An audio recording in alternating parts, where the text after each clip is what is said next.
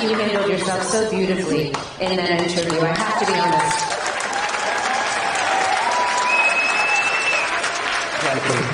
But for many Americans who have watched as their family members have aged and have experienced dementia, it was difficult to watch President Trump. I think there were a lot of parents that were watching with their children, and there was a moment when he had a very hard time collecting his thoughts, and I just thought that you handled it with such grace. So thank you for that.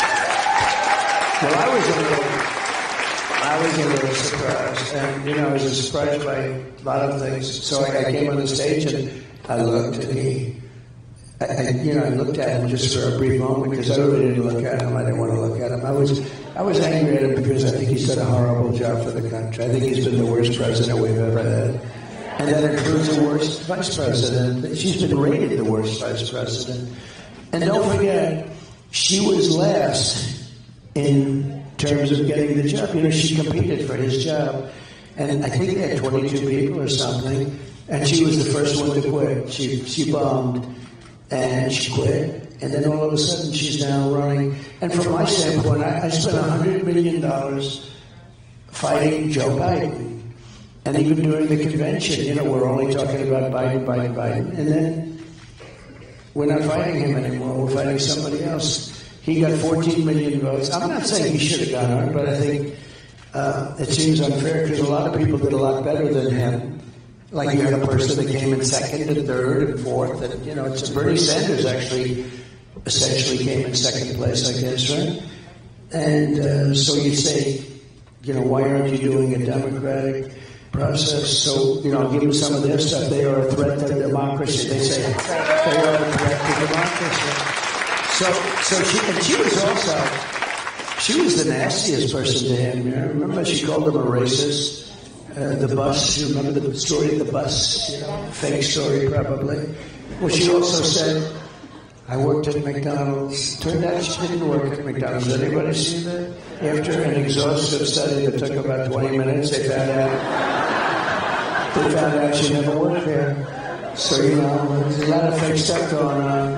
But we don't need that for a president. And our country can't stand it. We are really in trouble. We're a failing nation.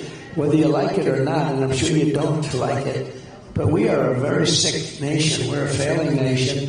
And on top of it, we have millions of people in here. We can't have them. If they were great, but you're not going to have people where they're emptying the doors to jails and emptying the doors to mental institutions where seriously sick people are coming into our country. And no country can stand this. There's no country can stand it. So I was not happy with it because, I only did it because I went out of the country. I didn't need this. I had a very nice life. Some of you know, I see some of you in here, you know, you've known me for a long time, long before politics. I had a nice life. But even running again, if I thought he was good and I thought he was doing a good job, I would have been happy. But he's doing a horrible job. And he's been absent for a long time. If you go back 25 years, he wasn't the brightest bulb in the ceiling, I can tell you that. And he was not doing a job. And I've told this, and I mean it, I would have been happy if he were a great president. And I wouldn't have run. I also wouldn't have run if I didn't think I won the election. I think we won that election by so much.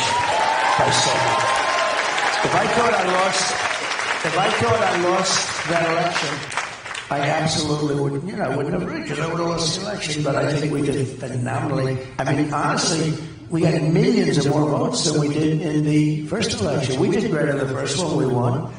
And I was told we got 63 million votes in the first election. I was told that if we get 63 million votes, same number, there's no way we can be defeated. I got 10 or 12 million votes more than anybody had ever got. We got the most votes of anybody, of any sitting president in history. And he beat us by a whisker. And it was a terrible thing. They used COVID to cheat. And it was a terrible thing. And then I watched, and I thought it was very, very sad because of, the election it brought great division to the country. But I watched, and I saw how bad things were. I saw the border, the open border, and everything. I found out about the open border when we built hundreds of miles, and then we had a little bit more that I was going to add because there were certain areas that you needed it. And we had everything fabricated, very expensive wall. Those walls are expensive. They're steel, concrete, and rebar. And they have a lot of wiring in them for all sorts of security equipment. But it's very expensive stuff. It's exactly what Border Patrol wanted. They have anti-climb bars and everything on them.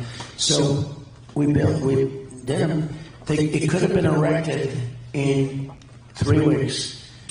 And they kept saying, we're not going to do it. And then I realized they weren't going to do it.